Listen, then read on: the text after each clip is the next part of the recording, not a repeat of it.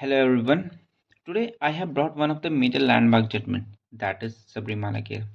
आपने पढ़ा तो होगा ही, आपने सुना भी होगा, जाना भी होगा, but I think most of the people used to forget the basic structure that it's represent that case. Uh, I mean उसके कुछ बेसिक फैक्ट्स होते हैं, कुछ बेसिक थिंग्स हैं जो आज भी लोगों को नहीं पता है या लोगों को उसके बारे में नहीं पता है. They usually tend to follow the reels and follow the kind of different YouTube videos, but अभी भी उसकी डिटेलिंग एक छोटी सी माइन्यूट सी चीज़ें जो होती हैं वो आज भी लोगों को नहीं पता है. So let's begin. पढ़ते हैं इसके बारे में, जानते हैं इसके बारे में और शायद आपको थोड़ा इंटरेस्टिंग भी लगे. So let's go for it. So we begin with the case Sabarimala temple. Sabarimala temple के बारे में पता करने से पहले हमें ये पता करना पड़ेगा कि सबरीमाला टेम्पल के बारे में चीज़ें हैं क्या. तो हमें ये चीज़ जाननी पड़ेगी कि सबरीमाला टेम्पल में एक भगवान बैठते हैं जिनका नाम है लॉर्ड अयप्पा. जी हाँ, लॉर्ड अयप्पा. अब हर एक चीज़ हमें ये जाननी पड़ेगी कि हर टेम्पल के डूज एंड डोंट्स होते हैं. उस डूज एंड डोंट्स के कुछ रिलीजियस अफेयर्स होते हैं जिसको हम लोग क्या कहते हैं, डूज एंड डोंट्स को हम लोग क्या कहते हैं, रिलीजियस. डूज एंड डोंट्स को हम लोग कहते हैं रिलीजियस अफेयर्स. पहली चीज़ तो हमें ये समझनी पड़ेगी, रिलीजियस अफेयर्स क्या मतलब होता है. हर एक, जैसे हमारा एक घर है, उस घर में कितने लोग रहते हैं और एक, तीन, दो, तीन, चार, चार मेंबर हैं और कुछ सर्टेन प्रोसीजर है रहने का.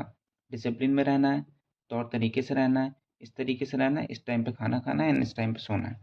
ये पर्टिकुलर चीज़ उस घर का एक तौर तरीका है. वैसे ही हर मंदिर का, हर मस्जिद का, हर गुरुद्वारे का एक पर्टिकुलर चीज़ होती है जिसके थ्रू हमें क्या कहते हैं, उसको फॉलो करना रहता है. वही उसके रिलीजियस अफेयर्स कहलाते हैं. वैसे ही इस मंदिर का भी रिलीजियस अफेयर था.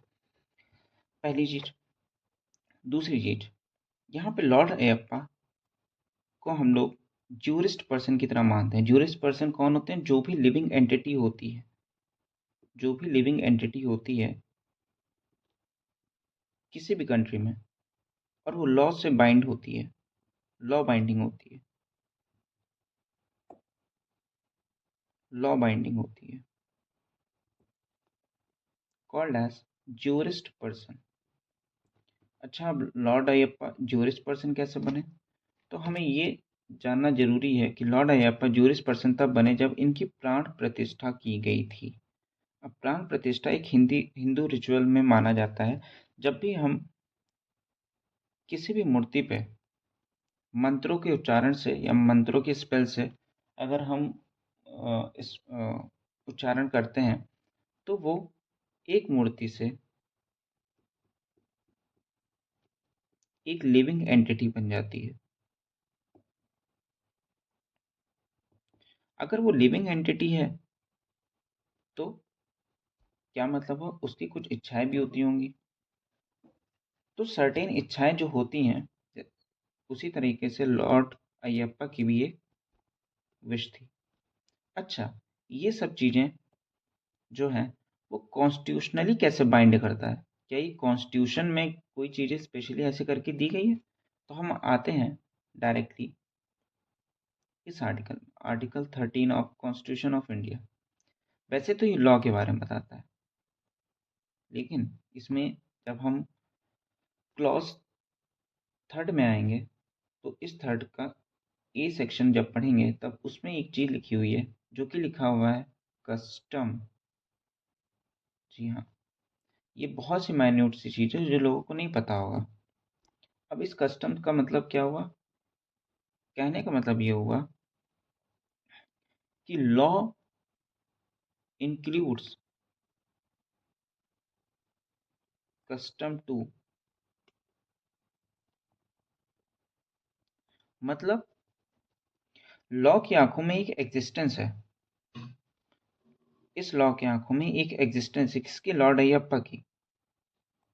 वो लॉर्ड अयप्पा की जो एग्जिस्टेंस है उनके राइट्स को भी देखना पड़ेगा, कहीं उनके राइट्स मर तो नहीं रहे। जैसे एक नॉर्मल पर्सन के राइट्स को देखती है लॉ, वैसे ही लॉर्ड अयप्पा के भी राइट्स को देखना पड़ेगा। तो लॉर्ड अयप्पा का एक चीज था जो कि उनकी एक विश थी। एज एन नास्तिक ब्रह्मचारी उनकी एक इच्छा थी कि certain biological group of human, certain biological group of women should not enter to the temple। अच्छा, सुनने में तो काफी अजीब लग रहा होगा कि ऐसे कैसे हो सकता है कि सर्टेन ग्रुप ऑफ वुमेन को एंट्री ना मिले। बिल्कुल सही बात है, डिस्क्रिमिनेशन एक तरीके से लग रहा है देखने में। क्यों इस तरीके से इतना डायरेक्टली बोला गया है? तो हमें ये समझना पड़ेगा, हर मंदिर का एक तौर तरीका होता है। वहाँ के जो लोग और वहाँ के जो प्रथाएं हैं, वो उस मंदिर को चलाने के लिए और उस मंदिर के कुछ सर्टेन रिचुअल्स होते हैं, उसको फॉलो करते हैं। और वो रिचुअल में से एक रिचुअल ये भी था। तो ये रिचुअल कितना ठीक था कितना नहीं ठीक था वो तो हम आगे देखेंगे, बट क्या ये कितना सही है?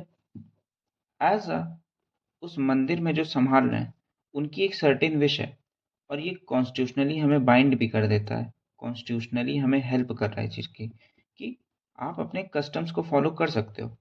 तो हम अपने कस्टम्स को फॉलो कर रहे हैं। हमने मना किया है कि सर्टेन बायोलॉजिकली बेस्ड पे हम कुछ सर्टेन वुमेन को एंट्री नहीं देंगे। ठीक है। अच्छा, तो ऐसी क्या चीज़ थी?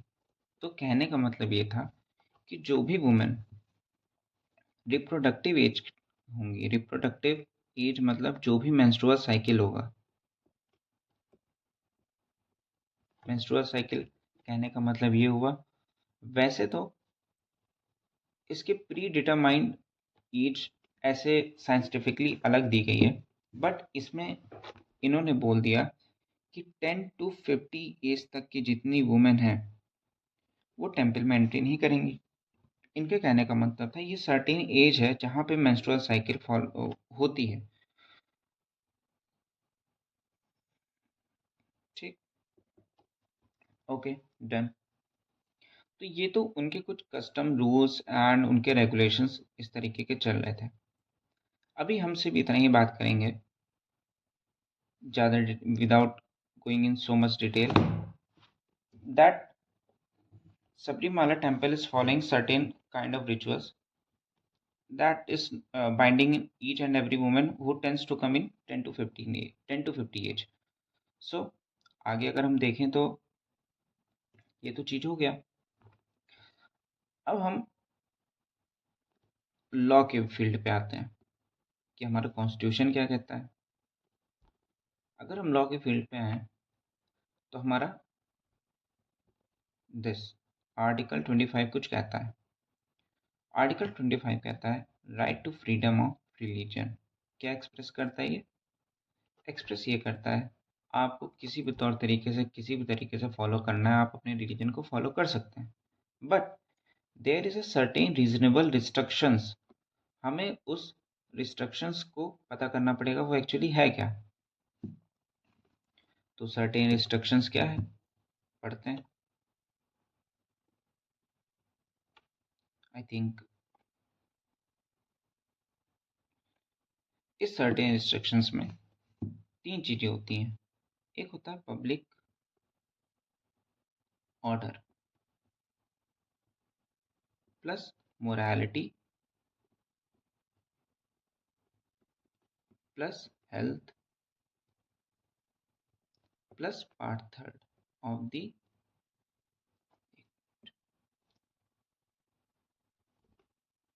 Plus part third of Indian constitution, जो कि फंडामेंटल राइट कहलाता है। कहने का मतलब ये है कि आप अपने रिलीजन को किसी भी तरीके से फॉलो करिए, कोई मनाही नहीं है, आप आराम से फॉलो करिए, बट किस पब्लिक ऑर्डर ना खराब हो, मोरालिटी ना खराब हो, किसी के हेल्थ पे इम्पैक्ट ना करे और फंडामेंटल राइट्स को वॉयलेट ना करें, किसी के भी फंडामेंटल राइट को वॉयलेट ना करें। तो तब तक आप अपने रिलीजन को फॉलो कर सकते हैं। ये तो इसके सर्टेन रिस्ट्रिक्शंस हैं। इसी सर्टेन रिस्ट्रिक्शंस को हम अभी ध्यान से एक बार और देखेंगे, क्योंकि ये one of the major important thing है जो इस केस में फॉलो हुआ है। अगर हम बात करें नेक्स्ट आर्टिकल की, जो कि है आर्टिकल 26 दिस। आर्टिकल 26 क्या कहता है? आर्टिकल 26 हमें बताता है, पढ़ते हैं, subject to public order, morality, health. सिर्फ ये तीन चीज़ें हमें दे रखी हैं एज आ रीजनेबल रिस्ट्रिक्शंस। यहाँ पे पार्ट थर्ड का कोई रोल नहीं है। मतलब इवन फंडामेंटल राइट वॉयलेट हो भी रहा होगा तो भी कोई मतलब नहीं है, जो कि 25 से डिफरेंट है। 25 में हेल्थ के बारे में एंड पार्ट थर्ड के बारे में, इसमें पब्लिक ऑर्डर है, मोरालिटी है, हेल्थ है, but part third is missing. मतलब फंडामेंटल राइट अगर किसी का वायोलेट भी कर रहे हो तो भी कोई फर्क नहीं पड़ता इसमें। ठीक है। दूसरी चीज, आर्टिकल 25 को अगर हम ध्यान से पढ़ेंगे तो ये 25 हमें एक चीज समझाता है। ये हमें समझाता है आजादी। किसकी? हर एक इंडिविजुअल की। इंडिविजुअल मतलब जैसे मेरी पूजा करने का तरीका, मैं चाहे जैसी पूजा करूं, मैं हाथ जोड़ के पूजा करूं या मैं बिना हाथ जोड़ के पूजा करूं, ये मेरा अधिकार है। लेकिन ये मेरी इंडिविजुअल रिस्पॉन्सिबिलिटी है। मैं हाथ जोड़ के कर रहा हूँ, बट मैं किसी को फोर्सफुली नहीं कह सकता हूँ कि आप भी हाथ जोड़ के काम करिए या आप भी हाथ जोड़ के ही पूजा करिए या ऐसे करिए या ये इस तरीके से पूजा पद्धति को फॉलो करिए। मैं ये नहीं कर सकता हूँ। इंडिविजुअली मुझे आज़ादी है। तो यहाँ पे जो मेन चीज़ आ जाती है वो बेस्ड हो जाता है हमारा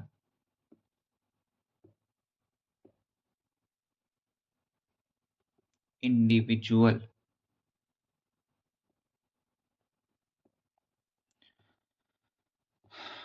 next thing is article 26। Article 26 को अगर हम पढ़ेंगे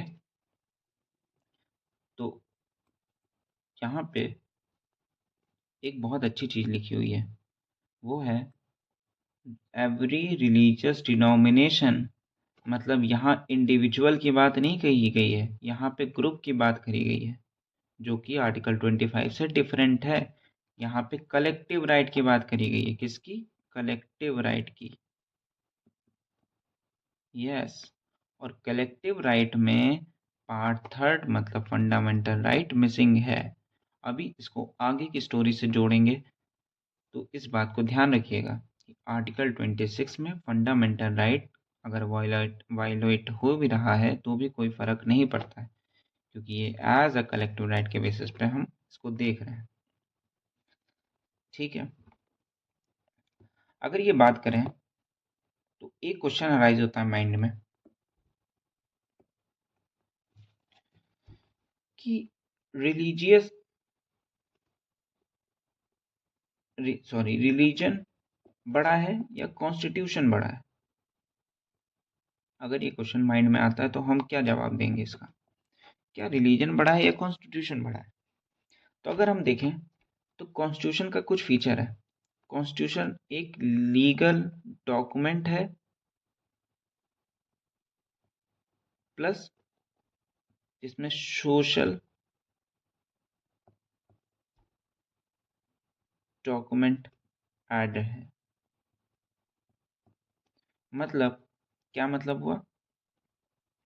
ये लीगली तो है, काइंड ऑफ आर्टिकल 21 है, 22 है, 24 है, ईच एंड एवरीथिंग, सारे पार्ट्स हैं, पार्ट 1 2 3 4 है, सब कुछ है। बट इसमें SC ST का कैसा ध्यान रखना है, OBC का कैसे ध्यान रखना है, बैकवर्ड क्लासेस का कैसे ध्यान रखना है, वुमेन का कैसे ध्यान रखना है, माइनॉरिटीज़ का कैसा ध्यान रखना है, ये भी फीचर दे रखा है। मतलब ये एक सोशल डॉक्यूमेंट भी है। ओके, तो अभी भी कैसे आंसर पता चलेगा कि रिलीजन बड़ा है कि कॉन्स्टिट्यूशन बड़ा है? हम ये कह सकते हैं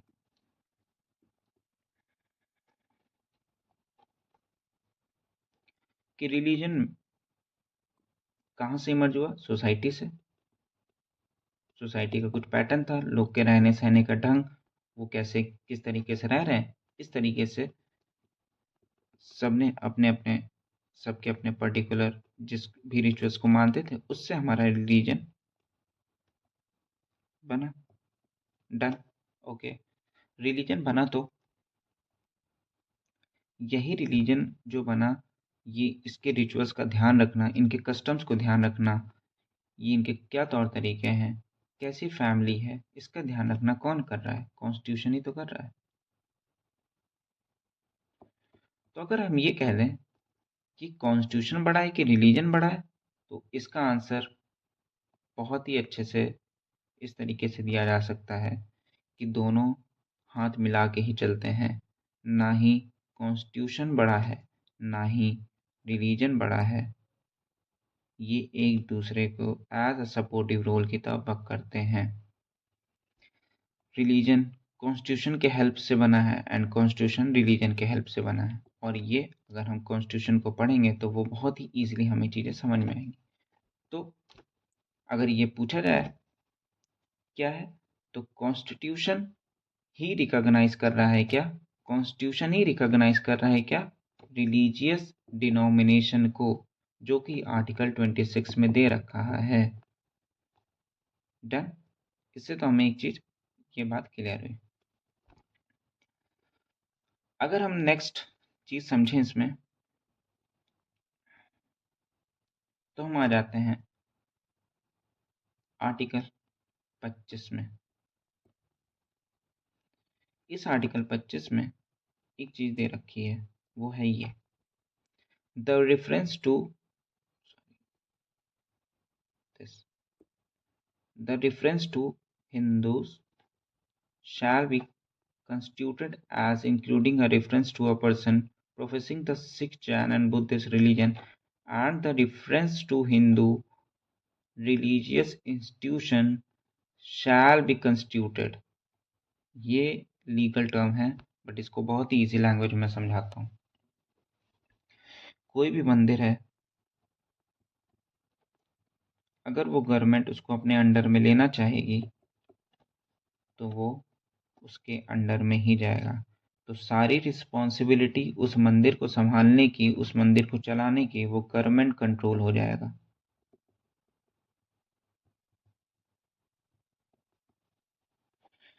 इसी तरीके से सबरीमाला भी, सबरीमाला टेम्पल के साथ भी कुछ ऐसे ही था। सबरीमाला टेम्पल की एक कहानी थी, जिसको हम लोग ये बात समझते हैं कि सबरीमाला टेम्पल में, सबरीमाला टेम्पल में आर्टिकल 25/2 यूज करके सबरीमाला एज ए गवर्नमेंट के अंडर में आ गया। क्या मतलब हुआ इसमें? प्लेसेस ऑफ वर्शिप एक्ट के through, places of worship act के through Hindu places of worship act बनाया गया। Hindu places of worship act बनाया गया। उसी एक्ट में जो भी गवर्नमेंट के अंडर में होता है, वो पब्लिक प्लेस डिक्लेयर कर दिया जाता है। अब पब्लिक प्लेस डिक्लेयर कर दिया गया, पब्लिक प्लेस डिक्लेयर कर दिया गया, तो इसका मतलब तो ये हुआ कि सारे पब्लिक इसमें आ सकते हैं। वेट, कहने का मतलब ये हुआ कि सारे पब्लिक अब आ सकते हैं। इसका मतलब सबरीमाला में तो सब आ सकते हैं ना, तो अब तो वुमेन भी आ सकती हैं। बिल्कुल, वुमेन तो आ ही सकती हैं, लेकिन वुमेन नहीं भी आ सकती हैं। क्यों? क्योंकि उस मंदिर में एक सर्टेन रूल है, जिसको फॉलो करना पड़ेगा। नासिक ब्रह्मचारी के बेसिस पे। बट ये तो पब्लिक प्लेस की तरह डिक्लेयर कर दिया गया। पब्लिक प्लेस पे अगर मना हो जाएगा तब तो ये डिस्क्रिमिनेशन हो जाएगा। डिस्क्रिमिनेशन किस बेसिस पे? डिस्क्रिमिनेशन किसी भी बेसिस पे हो सकता है। That is race, religion, caste, sex, place of birth, and that is sex. Biological preference के बेसिस पे आप एंट्री नहीं दे रहे हो, इसका मतलब आप डिस्क्रिमिनेशन कर रहे हो। यहीं से ये केस उठ जाता है। अब ये केस उठता जब है तो केस उठने का कहाँ से उठता है ये? वो केस उठता है Indian young law association versus state of Kerala. This is the case. अच्छा, इस केस में क्या हुआ? इस केस में इंडियन यंग लॉयर एसोसिएशन ने कहा कि माय लॉर्ड, यहाँ पे आर्टिकल 15 वायलेट हो रहा है। कहने का मतलब राइट इक्वालिटी का एक वायलेशन हो रहा है। देन आर्टिकल 25 का हो रहा है। देन आर्टिकल 25 का हो रहा है। देन आर्टिकल 21 को हो रहा है। एंड आर्टिकल 17 को भी हो रहा है, जो कि अनटचेबिलिटी के बारे में बताता है। Article 21 right to life and article 25 right to freedom of religion. इन सब का वायोलेशन हो रहा है। ये केस पहुंचता है तो इस बेसिस पे वायोलेशन बताया जाता है। अच्छा, ये तो पढ़ा था। एक चीज हमने पढ़ी थी भी, आर्टिकल 26 में रिलीजियस डिनोमिनेशन के बारे में। डिनोमिनेशन के बारे में। अच्छा, ये रिलीजियस डिनोमिनेशन का मतलब मैंने बताया था, जो कलेक्टिवली रिलीजन को फॉलो कर रहे हो। फॉर एग्जाम्पल, ये मेरा घर है, यहाँ पे 4 लोग जो रह रहे हैं, ये चारों जो रिचुअल फॉलो कर रहे हैं वही रिलीजियस डिनोमिनेशन हो गया। वैसे उस मंदिर में जो सब लोग फॉलो कर रहे हैं वही वो रिलीजियस डिनोमिनेशन है। तो अगर हम ये समझें, रिलीजियस डिनोमिनेशन को बता कौन सकता है? तो रिलीजियस डिनोमिनेशन जानने के लिए 2 चीज बहुत इंपॉर्टेंट है। पहली चीज, यूनिक नेम होना चाहिए या फिर आइडेंटिटी होनी चाहिए। And essential religious practices follow होनी चाहिए। जैसे रिलीजियस एसेंशियल रिलीजियस प्रैक्टिसेस को समझते हैं, क्या मतलब हुआ इसका? नमाज पढ़ना एंड नमाज अदा करना, दोनों बहुत डिफरेंट चीज हैं। नमाज पढ़ना, तो आप नमाज कहीं भी पढ़ सकते हो। आप मस्जिद में जाके आप मस्जिद में पढ़ सकते हो, आप घर में पढ़ सकते हो, या फिर आप कहीं भी पढ़ सकते हो। ये तो नमाज अदा करना हो गया, सॉरी नमाज पढ़ना हो गया। नमाज अदा करना, अगर ये बता दिया जाए कि सिर्फ मस्जिद में ही होगी, सिर्फ और सिर्फ मस्जिद में होगी, तो ये रिलीजियस एसेंशियल रिलीजियस प्रैक्टिस कहलाएगा। जब उसके कुछ सर्टेन रूल्स एंड रेगुलेशंस बना दिए जाएं तो एसेंशियल रिलीजियस प्रैक्टिसेस कहलाता है। ठीक है। दूसरी चीज, ये एसेंशियल रिलीजियस प्रैक्टिसेस कौन डिफाइन करेगा? तो ये totally based on judicial review होता है। जैसे सिख में कृपाण लेना अलाउड है, ये एक एसेंशियल रिलीजियस प्रैक्टिसेस है। ये कहाँ डिफाइन हुआ है? इसको डिफाइन किसने किया है? इसको जुडिशियली किया गया है। उनके खुद के इंटरप्रिटेशन से। तो ये टोटली बाइंड होता है जुडिशरी पे कि वो किसको एसेंशियल रिलीजियस प्रैक्टिसेस बताएंगे और किसको एसेंशियल रिलीजियस प्रैक्टिसेस नहीं बताएंगे। ओके, तो ये दो चीज़ होनी चाहिए रिलीजियस डिनोमिनेशन होने के लिए, एक unique name and identity and second essential religious practices. अगर रिलीजियस डिनोमिनेशन बता दिए जाते हो तब तो आर्टिकल 26 में आओगे, बट अगर रिलीजियस डिनोमिनेशन नहीं बताते हो तब तुम आर्टिकल 26 में लाई नहीं करोगे। मतलब तुम इस एक्ट के अंदर इस के अंदर लाई नहीं करोगे। ओके, तब तुम किस पे लाई करोगे? सिर्फ आर्टिकल 25 में ही जाके लाई करोगे। Okay, done. The thing is, Sabarimala के साथ क्या हुआ? क्या वो आर्टिकल 26 में लाई करता था कि नहीं करता था? तो इसके बारे में आगे जानने के लिए ये चीज़ पता करनी पड़ेगी कि उन्होंने क्या कहा। सबरीमाला टेम्पल ने कहा उस केस के टाइम पे जब उनके सामने आया कि आप इतनी चीज़ों को वायलेट कर रहे हो, दैट इज 15 आर्टिकल 15, 25, 14, 21 एंड 17। जब इनसे कहा गया तब इन्होंने कहा कि बिल्कुल सही बात है, मैं इस चीज़ को मतलब हमारा टेम्पल हम इस चीज़ को वायोलेट कर रहे हैं, हम इस चीज़ को वायोलेट कर रहे हैं। क्यों? क्योंकि हम आर्टिकल 26 में आते हैं और आर्टिकल 26 में कोई भी सर्टेन रिस्ट्रिक्शन पार्ट थर्ड से रिलेटेड दी ही नहीं गई है।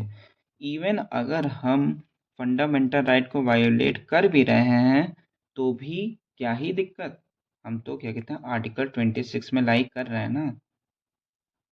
हम ऐसा रिलीजियस डिनोमिनेशन है और हमारे पास हम पब्लिक ऑर्डर को इफेक्ट नहीं कर रहे हैं, हम मोरालिटी को इफेक्ट नहीं कर रहे हैं, हम हेल्थ को इफेक्ट नहीं कर रहे हैं, लेकिन हाँ हम पार्ट थर्ड को इफेक्ट कर रहे हैं। लेकिन पार्ट थर्ड को जब इफेक्ट कर रहे हैं तो पार्ट थर्ड तो आर्टिकल 26 में ला ही नहीं करता है। तो सुप्रीम कोर्ट के सामने ये चीज़ जब आई तो सुप्रीम कोर्ट ने कहा तो ये तो गैम्बल चल रहा है अच्छा खासा, ये तो गैम्बलिंग हो रही है। कैसी गैम्बलिंग हो रही है? तुम कैसे बता दी कि तुम आर्टिकल 26 में आते हो कि नहीं, और तुम कैसे ये बता दी कि तुम आर्टिकल 25 में नहीं आते हो? ये तुमको किसने कहा? ये उनके लैंडमार्क जजमेंट में ये चीज़ बता दी गई कि सबरीमाला टेम्पल आर्टिकल 26 में लाई नहीं करता है, आर्टिकल 25 में लाई करता है। क्यों? क्योंकि हम एसेंशियल रिलीजियस प्रैक्टिसेस नहीं मानते हैं उस चीज़ को जिसमें मेंस्ट्रुअल साइकिल की वुमेन को एंट्री ना मिले। जब एसेंशियल रिलीजियस प्रैक्टिसेस फॉलो नहीं हो रहा है तो आप रिलीजियस डिनोमिनेशन को के अंडर नहीं आते हो। ये चीज़ मैंने आपको यहाँ पे बताई थी। दिस तो कंक्लूजन क्या निकला सुप्रीम कोर्ट के जजमेंट में? ये कंक्लूजन निकला कि आर्टिकल 25 एंड आर्टिकल 26 में आप आर्टिकल 26 में तब आ सकते हो और आर्टिकल 26 में तब आ सकते हो जब आप रिलीजियस डिनोमिनेशन होगे, और रिलीजियस डिनोमिनेशन होने के लिए आपके पास एसेंशियल रिलीजियस प्रैक्टिसेस होनी चाहिए और आपकी एक आइडेंटिटी होनी चाहिए। माना सबरीमाला टेम्पल में लॉर्ड अयप्पा की एक आइडेंटिटी है, बट ये हम एसेंशियल रिलीजियस प्रैक्टिसेस को नहीं मानते हैं, इसीलिए इनको आर्टिकल 25 में लाई कर दिया गया। और जब आर्टिकल 25 में लाई किया गया तो there shall not be a discrimination on the basis of race, religion, caste, sex, place of birth. क्यों? क्योंकि फ्रीडम ऑफ रिलीजन इसमें होता है और ये सबको अलाउ है। कोई भी टेम्पल के अंदर एंट्री कर सकता है, कोई भी टेम्पल के अंदर एंट्री नहीं कर सकता है। तो इस लैंडमार्क जजमेंट में 5 बेंच में 5 बेंच में ये जजमेंट आया जिसमें ये कह दिया गया कि इसको हम ओवर रूल करते हैं। और अब से इसमें हर वुमेन को अलाउड है, even if she is in menstrual cycle. The thing is, ये तो जुडिशियल रिव्यू के अंडर में आके ये चीज हो गई। ओके, बिल्कुल। किस बेसिस पे हुआ? कॉन्स्टिट्यूशनल मोरालिटी के बेसिस पे हुआ। बहुत ही इंपॉर्टेंट टर्म इस जजमेंट से निकल के आया। कॉन्स्टिट्यूशनल मोरालिटी क्या है? कॉन्स्टिट्यूशनल मोरालिटी ये है, ये एक प्रिंसिपल है। इस प्रिंसिपल के बेसिस पे हमें ये समझ में आता है कि इवन इफ इवन इफ कैसे भी टाइप की चीजें हों, जो भी किसी भी टाइप के पर्टिकुलर रिचुअल्स हों, किसी भी टाइप के प्रैक्टिसेस हों, बट इसको मॉरली बाउंड होना पड़ेगा। किस पे? कॉन्स्टिट्यूशन के बेसिस पे। यहाँ पे कॉन्स्टिट्यूशन एट द एंड सबको डिसाइड कर देता है। इसीलिए कॉन्स्टिट्यूशनल मोरालिटी एक बहुत ही इंपॉर्टेंट फैक्टर है आज के टाइम पे। इसमें वन ऑफ द जज थी इंदु मल्होत्रा। इंदु मल्होत्रा इस केस के अगेंस्ट में थी। इन्होंने कहा था कि बिल्कुल मानते हैं कि कुछ प्रैक्टिसेस बहुत ही ट्रेडिशनल वे में फॉलो हो रही हैं, बट सबका रिलीजन अपना अपना है और सब एक राइट है, सबका एक राइट है और उसको कंजर्व करने का हक है। तो 5 बेंचमार्क जजमेंट में 4-1 से ये जजमेंट पास हुआ, जिसमें 1 जज थी इंदु मल्होत्रा जो इसके अगेंस्ट में थी। तो यहाँ पे ये केस का कुछ फैक्ट है, बेसिक फैक्ट्स, जो कि पूरा उसको उस तरीके से समझाया गया। बट द थिंग इज, इसका कुछ सोशली बाइंडिंग चीजें हैं जो लोगों को आज भी उसके बारे में नहीं पता है। अगर हम इस चीज को समझें कि ये कितना जजमेंट सही था, कितना नहीं ठीक था, तो ये एक एज अ मेरे व्यूज इसमें ये हैं। मेंस्ट्रुअल साइकिल, अभी तक हमने सब लीगल लैंग्वेज में समझा। लीगल लैंग्वेज में हमने मेंस्ट्रुअल साइकिल के बारे में कुछ चीज़ें हमें इग्नोर करनी पड़ी, क्योंकि लीगल लैंग्वेज में इसका इंक्लूजन कुछ नहीं था।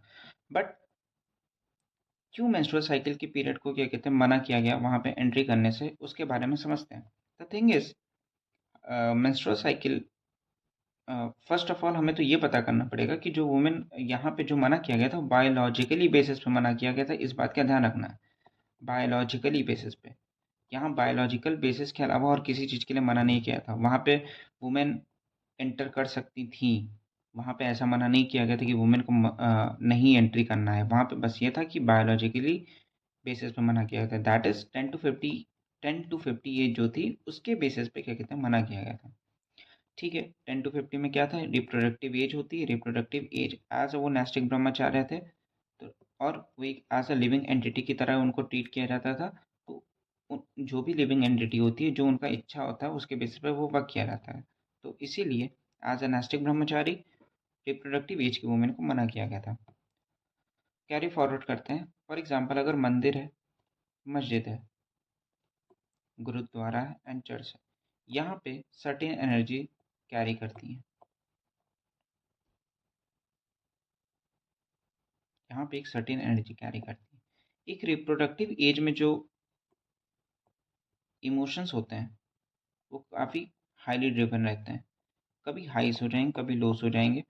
इवन थोड़ी बॉडी हमारी वीकेंड भी पड़ जाती है। एज अ मेंस्ट्रुअल साइकिल पे जो भी वुमेन रहती है उनकी बॉडी थोड़ी वीकेंड भी पड़ जाती है। तो अगर वो किसी ऐसे प्लेस में जाती हैं जहाँ पर हाई एनर्जी यील्ड प्रोसेस में होता हो, हाई एनर्जी रहती हो, तो कभी कभी हमारी बॉडी उस तरीके से उस चीज़ को अपने में डाइल्यूट नहीं कर पाती है, तो उससे हमारी हेल्थ पे भी इम्पैक्ट पड़ जाता है। इसीलिए मोस्ट ऑफ द टाइम ये सुना होगा कि मेंस्ट्रुअल साइकिल जब होती है तो आप मंदिर ना जाएं, या मस्जिद ना जाएं, या फिर आप गुरुद्वारा ना जाएं। ये कोई जस्टिफिकेशन के बेसिस पे नहीं बता रहे हैं, ये एक साइंटिफिकली ड्रिवन चीज़ें हैं जो कि मैं नहीं बता रहा हूँ, आप किसी भी जगह पे जाके पढ़ लेंगे तो आपको यही चीज़ पता चलेगी, क्योंकि हर एक चीज़ एक एनर्जी ड्रिवन होती है, वुमेन थोड़ी सी इमोशनली ड्रिवन होती हैं, एंड इमोशनली ड्रिवन के बेसिस पे ही ये कहा जाता है कि आप उस टाइम पे अपने बॉडी को रेस्ट दीजिए। अपने बॉडी को आपने रेस्ट नहीं देंगे तो ये इम्पैक्ट आपके मेंटली, इमोशनली, फिजिकली हर तरीके से अफेक्ट करेगा। दैट इज़ द रीज़न कि मेंस्ट्रुअल साइकिल जब भी होती है तो उस टाइम पे वो चीज़ यूजुअली ऐसा होता है कि आप वहाँ पे ना जाइए। द थिंग इज़, उस टेम्पल में ही क्यों मना किया गया? तो उसका बस बार-बार एक ही रीज़न है, क्योंकि एज़ अ नास्तिक ब्रह्मचारी जो ब्रह्मचर्य फॉलो करता है, वो चाहता है कि रिप्रोडक्टिव एज में कोई भी उसके साथ ना रहे या उसके उसके पास ना रहे। क्यों? क्योंकि इसके सेवरल रीजंस हैं, ये आप कहीं भी पढ़ सकते हैं। तो दैट इज़ द थिंग कि कोई भी चीज़ को एज अ डिस्क्लेमर ये कहना चाहूँगा, किसी भी चीज़ को आप सिर्फ एक रील सेक्शन से मत समझिए। आप गो थ्रू करिए जजमेंट के फैक्ट के बेसिस पे, एंड देन आप उस चीज़ को एनालाइज करिए कितना सही था कितना नहीं सही था। सो दैट्स इट, आज के लिए बस इतना।